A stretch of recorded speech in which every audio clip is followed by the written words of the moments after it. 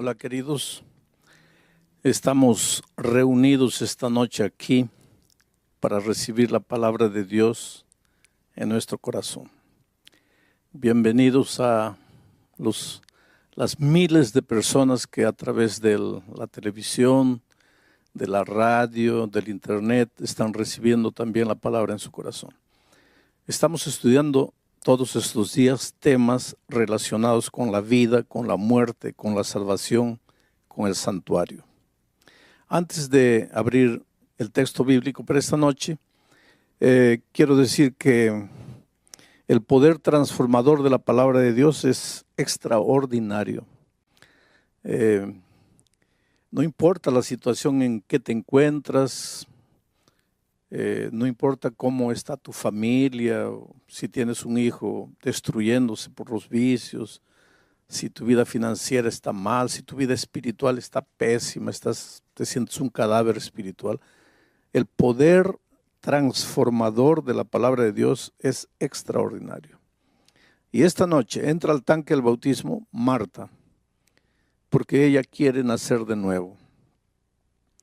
Cuando esta noche, antes de entrar aquí, yo hablaba con ella y le decía que hoy día Dios recogía de sus manos la hoja llena de garabatos que ella escribió y le daba una hoja en blanco para escribir una nueva historia. Yo vi emoción en sus ojos. Este privilegio de nacer de nuevo es una cosa que no se puede describir con palabras. Yo me bauticé con 13 años de edad.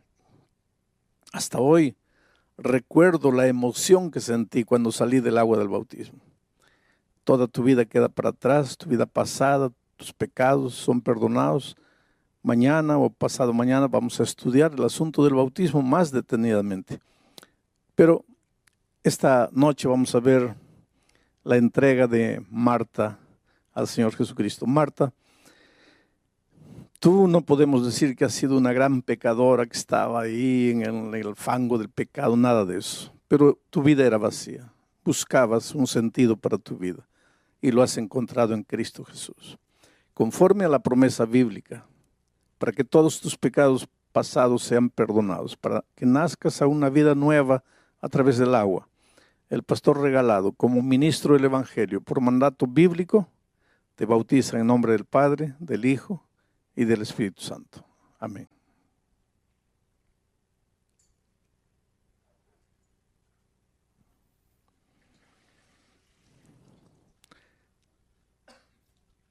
A mí me gusta decir, miren los ojos. Cuando las personas salen de las aguas del bautismo, hay un brillo de esperanza. Las cosas viejas pasaron, he aquí todo ha sido hecho de nuevo. Si uno de ustedes todavía no ha pasado por la experiencia del bautismo, pues nunca van a entender. Porque para entender hay que vivir, el salir del agua y abrir las alas y volar por el azul infinito del cielo que Dios tiene preparado para nosotros. Que Dios bendiga a Marta. Vamos a entrar al mensaje de esta noche. Voy a hacer una pequeña revisión para que ustedes entiendan. El mensaje de esta noche no es fácil de ser entendido. Hay mucho cristiano que lee la Biblia y no logra entender. Esta semana toda estamos diciendo que Jesús es la vida. Él es la vida. La vida no es un periodo de tiempo que respiramos, nos movemos, caminamos, andamos. No. La vida es una persona. La vida es el Señor Jesucristo. Aliás, es interesante esto. Mira, ¿qué es la salvación? La salvación no es una doctrina. La salvación es una persona. Cuando Jesucristo entró a la casa de Zaqueo, Él dijo, hoy ha entrado la salvación a esta casa. Jesús es la salvación. Si quieres ser salvo, no tienes que tratar de hacer nada. Si quieres ser salvo, tienes que vivir en comunión con la persona salvación y ya estás salvo porque Él es la salvación. Si quieres disfrutar de vida plena y si Jesús es la vida, pues no te separes de Jesús y vivirás la vida con sentido, la vida exuberante, la vida plena. ¿Qué es la justicia?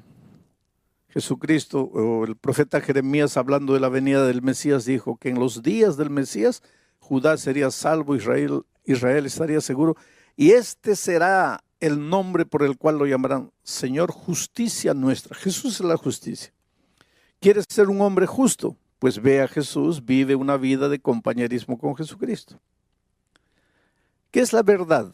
Se filosofa tanto en la verdad. La verdad es relativa, la verdad es absoluta, que cada uno tiene su verdad. Ahora viene Jesucristo y dice, yo soy la verdad. ¿Quieres encontrar la verdad? Porque te digo una cosa, la verdad es cristalina, la verdad es limpia, pero la verdad es sana. La mentira engaña. Andar en la mentira es andar en la penumbra. Te tropiezas, te caes, sufres. Entrar a la verdad no es fácil, porque la verdad no te dice lo que tienes, lo que te gusta escuchar, lo que quieres oír. La verdad te dice la verdad. La verdad es como un espejo, no te esconde la realidad. Yo quisiera tener cabello, pero cuando voy al espejo, el espejo me dice la verdad. La verdad. Hay mucha gente que no se quiere confrontar con la palabra de Dios porque tiene miedo de la verdad. Y sin embargo, ¿de qué vale que yo me ponga peluca, que ande disfrazando, que parezco que tengo cabello? La realidad es mía. Tengo que aprender a ser feliz con mi realidad. Bueno, ¿qué es la verdad? La verdad es Cristo. Yo soy la verdad, dijo él. ¿Quieres andar en la verdad? Pues anda con Cristo. Él dijo, yo soy el camino. Hay gente que me dice, pastor, yo no sé cómo salvar mi matrimonio. Pastor, yo no sé cómo educar a mis hijos. Pastor, yo no sé cómo pagar mis deudas. ¿No sabes cómo? Entonces necesitas encontrar el camino. Porque si no sabes cómo, estás perdido. Y si estás perdido, no has encontrado el camino. Y Jesús es el camino. Ve a Jesús, vive con Él, no te separes de Él. Tú te das cuenta que la vida cristiana toda es comunión con Cristo. Es por eso que el centro de la experiencia cristiana es Jesucristo. No es tu ropa, no es la música, no es la comida, no es el cabello, no es el sábado, no es el diezmo. Todo eso tiene su importancia y tiene su lugar en la vida cristiana, pero el centro del cristianismo es Cristo. Por eso el cristianismo se llama cristianismo. El centro de la vida del cristiano no es la iglesia, porque si fuera la iglesia, el cristianismo tendría que cambiar de nombre, tendría que llamarse iglesismo. Pero se llama cristianismo, porque Jesús es el centro de la vida cristiana. ¿Y entonces por qué vamos a la iglesia? Porque Jesús dice que Él es la cabeza y la iglesia es su cuerpo. Y si yo quiero estar con Cristo, tengo que estar en su iglesia, porque simboliza el cuerpo de Cristo. Y si yo amo a Jesús, amo la cabeza y amo al cuerpo. No puedo separar ambas cosas. Bueno, vamos a entrar al tema de esta noche.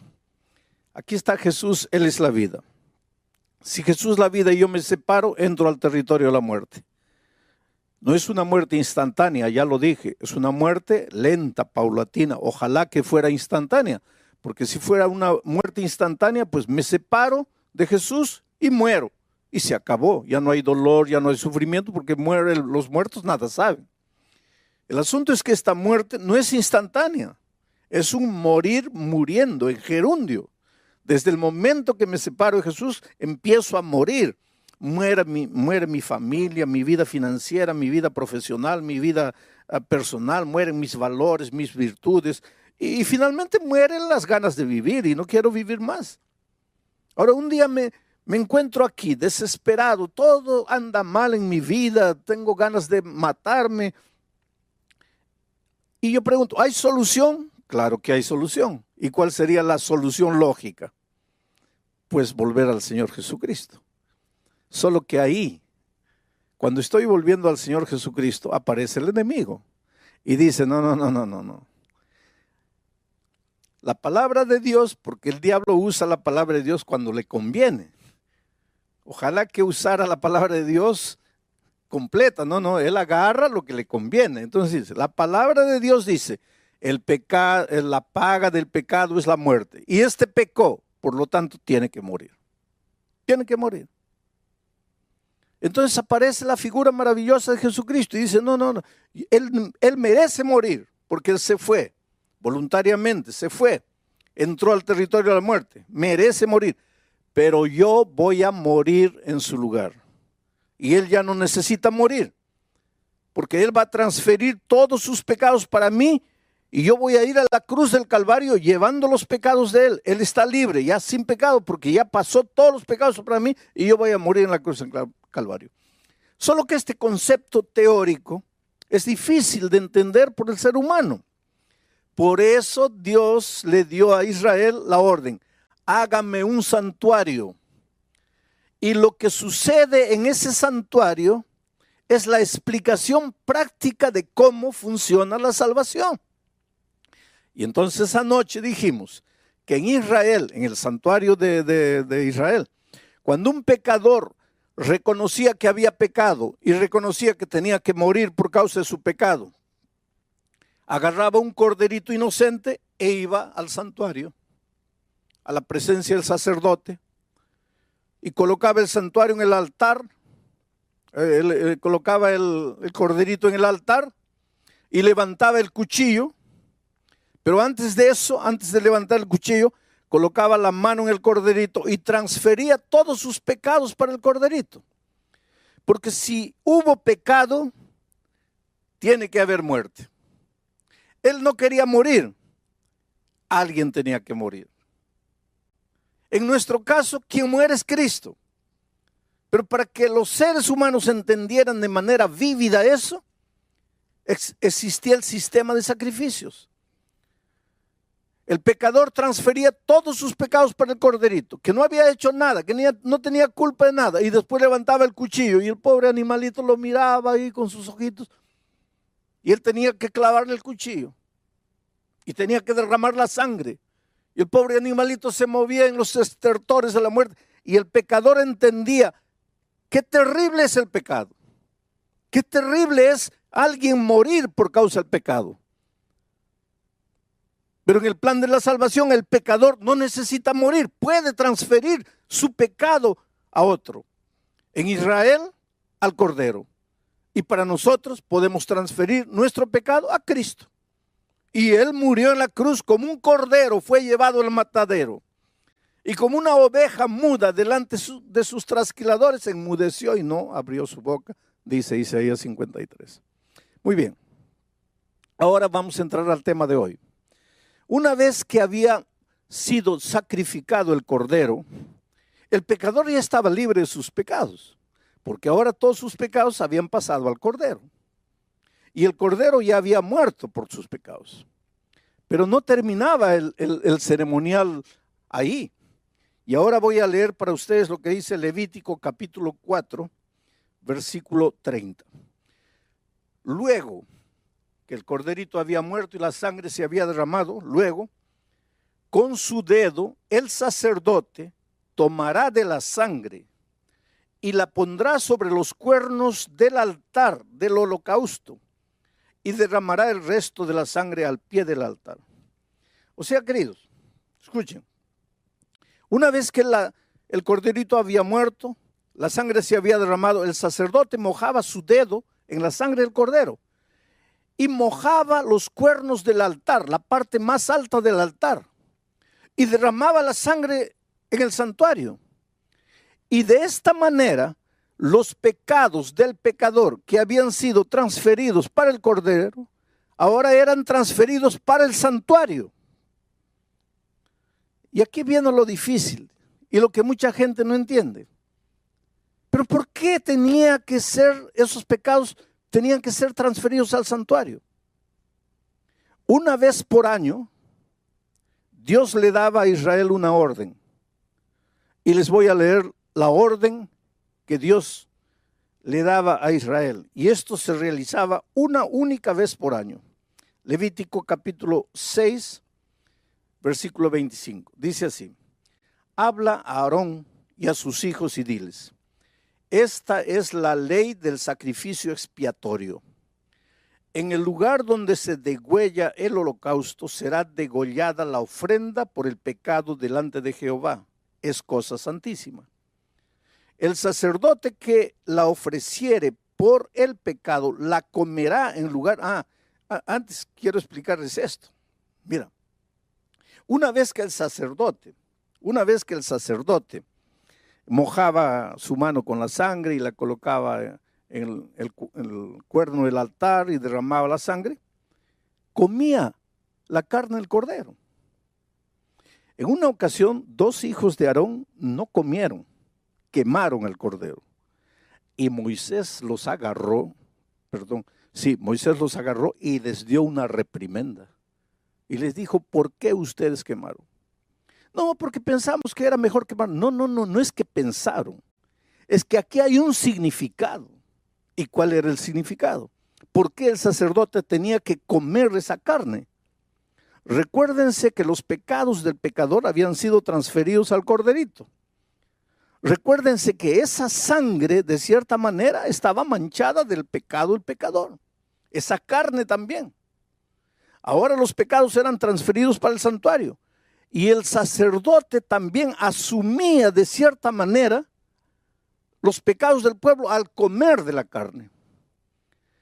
Ahora, todo esto va a tener sentido en los temas posteriores. Pero una vez por año, ya les estaba diciendo, una vez por año, miren lo que sucedía.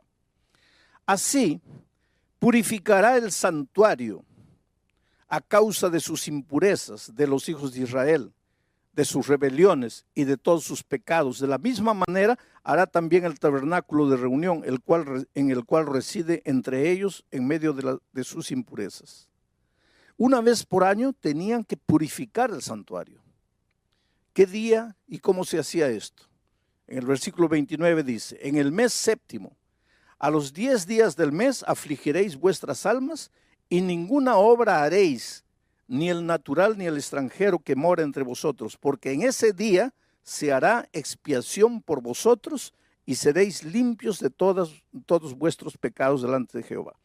Muy bien, ahora voy a tratar de explicarles este asunto. Miren, cuando el pecador transfería sus pecados al cordero, él se iba libre, ya no tenía pecado porque su pecado había pasado para él. Ya no necesitaba morir él porque el corderito moría en su lugar. Pero a través de la sangre del cordero, los pecados eran transferidos para el santuario. Los pecados no se evaporaban. No es porque él dijo, perdón, ya se hicieron humo. Los pecados estaban registrados, estaban manchados en el altar del santuario con la sangre del cordero. Y por eso Dios decía, y una vez por año tienen que purificar el santuario. Quiere decir, ¿qué significa purificar el santuario? Tienen que sacar el pecado del santuario y llevarlo a su verdadero origen. Entonces, en ese día, que era llamado el día de la expiación, el sacerdote se vestía una ropa bonita, especial, que solo se vestía ese día, realizaba el sacrificio del cordero y entonces entraba al lugar santísimo, a la misma presencia de Dios, confesando los pecados del pueblo. Mientras el sacerdote estaba haciendo eso en el santuario, el pueblo en el patio estaba orando, suplicando a Dios. Ese era un día de juicio. ¿Pero qué juicio? ¿Juicio de qué? Dios desde el cielo estaba viendo, ¿quién cree que este cordero de verdad murió por sus pecados? Porque una cosa es creer con la boca y otra cosa es creer con el ser entero. Por eso ese día era un día de investigación. Dios quería saber quién de entre el pueblo realmente creía que ese cordero había muerto en su lugar. Mientras eso, el sacerdote en el lugar santísimo estaba haciendo todo el ceremonial. Pero sucedía otra cosa. Ese día se traían 2 machos cabríos, cabra macho. 2 machos cabríos se traían al santuario. Ahora miren, todo esto está escrito ahí. Cuando ustedes tengan tiempo, lean. Se escogía un macho cabrío para representar a Cristo. Era ese macho cabrío dedicado a Dios. El otro macho cabrío era dedicado a Azazel. Azazel era un símbolo de los demonios, del diablo, en realidad. El macho cabrío dedicado a Dios era sacrificado. Como todos los días, el animalito era sacrificado. Ese animalito simbolizaba al Cordero de Dios que un día iba a pecar el mundo, iba a limpiar el pecado del mundo. Ahora, después que se había hecho el ceremonial, miren esto interesante. El sacerdote transfería ahora a él todos los pecados confesados de todo el año, de todos los israelitas, transfería esos pecados para el macho cabrío dedicado a Azazel y lo soltaba al desierto. Y el animal se iba por el desierto llevando simbólicamente todos los pecados y moría en el desierto, de hambre, de inanición, de sed, moría cargando todos los pecados de la humanidad. Y entonces mucha gente piensa y dice así, quiere decir que nosotros somos salvos por el diablo, porque ese macho cabrío simbolizaba al diablo. Quiere decir que nosotros somos salvos por el diablo, que el diablo se lleva finalmente nuestros pecados. No es así. Somos salvos por el sacrificio del Cordero de Dios que quita el pecado del mundo. Y entonces, ¿por qué el macho cabrío dedicado a Azazel se llevaba los pecados? Porque aunque los pecados ya fueron perdonados para el ser humano, hay un verdadero autor de todos los pecados. El que inventó el pecado, el padre de los pecadores, el que llevó a la humanidad toda a caer en el pecado, el que engañó a Adán y Eva, el que te engaña todos los días, el que quiere destruir tu vida, y ese es el diablo. Y finalmente, aunque Cristo nos salva por su gracia maravillosa, por el sacrificio del Cordero, el diablo tiene que asumir la responsabilidad final del origen del pecado. Y es por eso que ese macho cabrío era llevado y llevaba cargando simbólicamente los pecados confesados de todo el pueblo. No para hacer expiación por el pueblo, porque quien hacía expiación era el Cordero de Dios. Él llevaba porque finalmente era el responsable del origen de todos los pecados. Ahora yo sé que todo esto es un poco complicado, pero es lo que la Biblia dice y yo tengo que explicarlo de la mejor manera, de la manera más, miren que yo estoy saliendo de las complicaciones para tratar de explicarles de la manera más simple. Pero lo que realmente me importa esta noche es que tú eres precioso a los ojos de Dios. Es que Dios te ama y te voy a contar una historia de la vida real para ver cómo es el amor redentor de Dios y para mostrar que si un día te pierdes, va a ser únicamente porque quieres perderte, no porque caíste, porque caer todo el mundo puede caer, sino porque no creíste en el amor de Dios y en el poder transformador de Dios. Antonio era un muchacho de 14 años. Nunca conoció a su padre. Tenía un hermanito de 10 años, hijo del mismo padre. La madre, en su afán de poder educar a los hijos, de poder ayudar, se casó con un hombre perverso, un hombre malo, un alcohólico, que no trabajaba, solo bebía, golpeaba a la madre. La pobre madre trabajaba lavando ropa, salía de día, de mañana, volvía en la tarde cansada, trayendo el dinero que había trabajado y el hombre la golpeaba, le quitaba el dinero, se iba a beber. Era una vida de miseria y en ese ambiente Antonio fue creciendo, ya tenía 14 años. Hay una cosa interesante, queridos, los hijos crecen. Y eso es una cosa que nosotros tenemos que colocar en la cabeza, los hijos crecen. El otro día yo estaba viendo una pareja que había sido invitada a un matrimonio de estrellas de televisión y la pareja quería ir, habían sido invitados, pero tenían una pequeñita de 2 años y no tenían con quién dejar a la niña. Y la señora estaba molesta y en un arranque de ira dice, ay, pero ¿cuándo crecerá esta niña? Y yo pensaba en mi corazón, ojalá que nunca creciera. Ojalá que se quedara con 2 años para el resto de la vida. Porque ¿qué trabajo te da una niña de 2 años? Que hay que cambiarle los pañales, que hay que acostarla, que hay que darle la comida. Ese es trabajo. Espera que tengan 14 años para que tú veas lo que es trabajo. Esperan que tenga 15 años para que veas lo que es dolor, lo que es sufrimiento. Y ahí te vas a agarrar la cabeza y decir, ay, ¿por qué creció esta niña? ¿Por qué no se quedó con 2 años? Bueno, este muchachito creció, ya tenía 14 años. Desde pequeñito vio a su madre ser golpeada por aquel hombre que no era su padre. Vio a su madre ser abusada. Y fue creciendo con odio en su corazón hacia el padrastro. Y un día el hombre llegó, golpeó a la madre, le quitó el dinero, se fue a beber, volvió completamente ebrio, se acostó en el sofá, estaba durmiendo. Y este muchacho pensó así, lo voy a matar, lo voy a matar. Y fue y agarró un palo enorme, y vino, aprovechando que estaba durmiendo, y él pensó así, pero tengo que darle un golpe, porque si en el primer golpe no lo mato, él se levanta y me mata a mí. Y agarró con toda la fuerza y golpeó, pero pues le falló el tiro. El hombre, el borracho, se despertó y ahora él vino encima del muchacho. Y él tuvo que abandonar esa casa definitivamente. El hermanito de 10 años corrió atrás de él. Y allá en la esquina de la casa le dice, ¿ahora qué vas a hacer? Y el muchacho de 14 años, el hermano mayor, le dice, mira, me voy, porque este tipo me va a matar. Me voy. Y el hermanito de 10 años le dice, pero mira, llévame contigo, porque él la va a descontar conmigo, llévame contigo. Y él miró a su hermanito de 10 años y le dice, mira, yo quisiera llevarte, pero no puedo. Porque la vida no va a ser fácil para mí. ¿Cómo sobrevivir? ¿Y para qué te voy a hacer sufrir? Sobrevivir yo de alguna manera voy a lograr, pero contigo. Tú eres un niño, tú necesitas quedarte.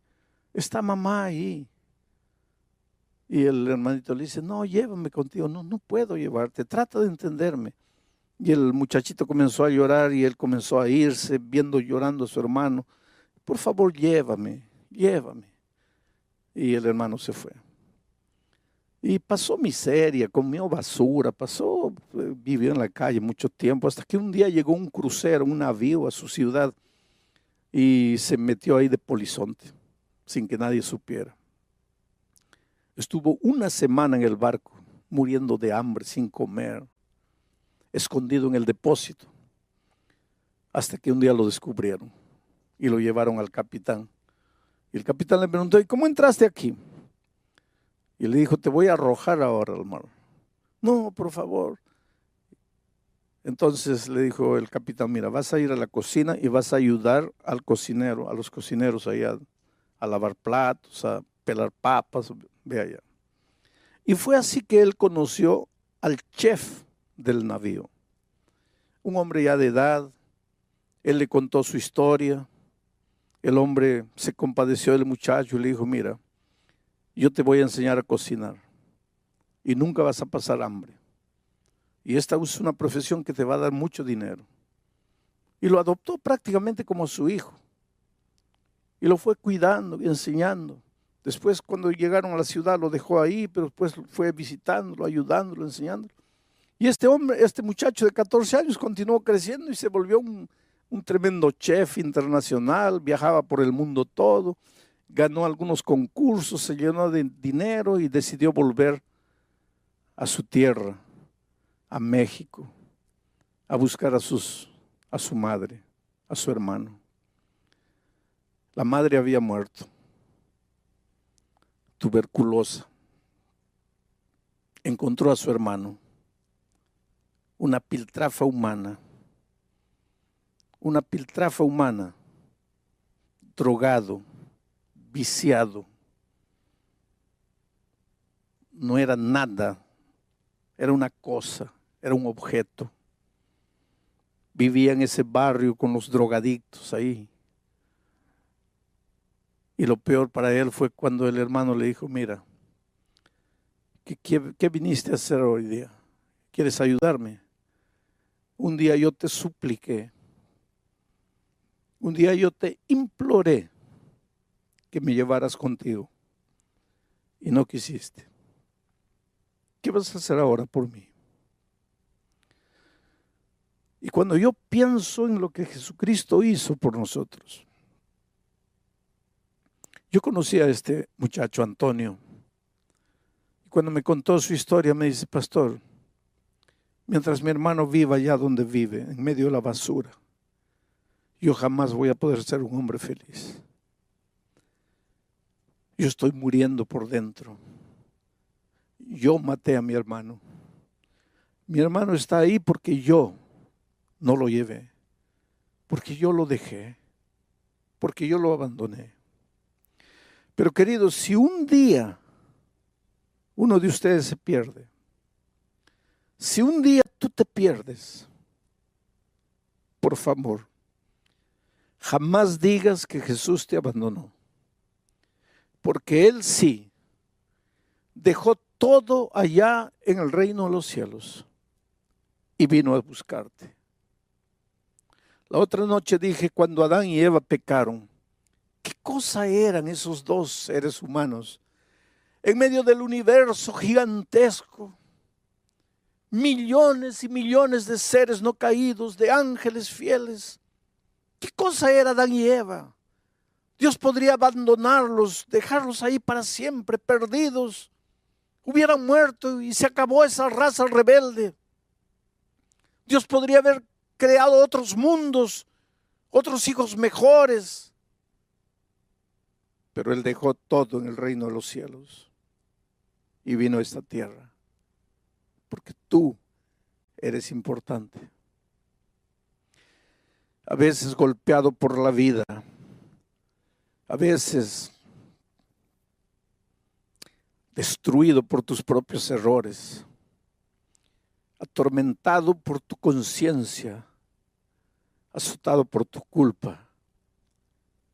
Te preguntas, ¿qué ve Dios en mí para buscarme? Yo no sé. Jamás lo sabré. Porque yo no sé qué vio Dios en mí para buscarme. Una cosa sé. Necesitas parar de correr. Necesitas dejarte encontrar por el Señor Jesús. Necesitas confiar menos en tus fuerzas y más en el amor maravilloso de Jesucristo. Estás inmerso en un mundo materialista, en un mundo consumista, en un mundo humanista que te enseña, saca la energía interior, saca la vibra. ¿Qué energía interior? Dentro de ti solo hay un pozo de frustración, de fracaso. Levanta tus ojos al cielo, clama a Dios, ríndete, entrégate, sométete al poder divino. Dile: Señor Jesucristo, he intentado todo, he luchado solo, estoy cansado, estoy herido, no puedo más. Déjate encontrar por el Señor Jesucristo. Él ya vino a la tierra, Él asumió tu culpa, Él cargó tus pecados, Él murió en la cruz del Calvario por ti. Él fue despreciado, rechazado, azotado, Él sangró. A Él lo insultaron para que a ti nadie te rechace. Las puertas se abrieron. Bienvenido a la familia de Dios. Pero tienes que venir con tus propias piernas. Tienes que querer. Dios no te puede arrastrar. Por eso la Biblia dice: hoy es el día de buena nueva. Hoy es el día de salvación. Allí donde estás, entrégate al Señor Jesucristo. Ríndete. Deja de correr solo, deja de luchar solo. Dale a Dios la oportunidad de hacer por ti lo que tú no puedes. Pero te voy a leer un texto más para terminar el mensaje de esta noche. ¿Qué tiene que ver la historia del sacrificio? ¿Qué tiene que ver el ceremonial de la expiación? ¿Qué tiene que ver lo que el sacerdote hacía en el día de la expiación? ¿Qué tiene que ver la purificación del santuario con nosotros? Hebreos capítulo 9, versículos 12, 13 y 14 dice lo siguiente.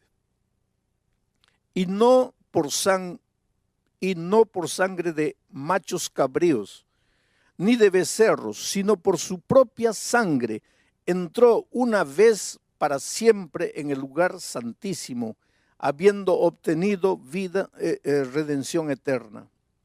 Porque si la sangre de los toros y de los machos cabríos y las cenizas de la becerra, rociadas a los inmundos, santifican para la purificación de la carne, cuanto más la sangre de Cristo, el cual mediante el Espíritu eterno se ofreció a sí mismo sin mancha a Dios.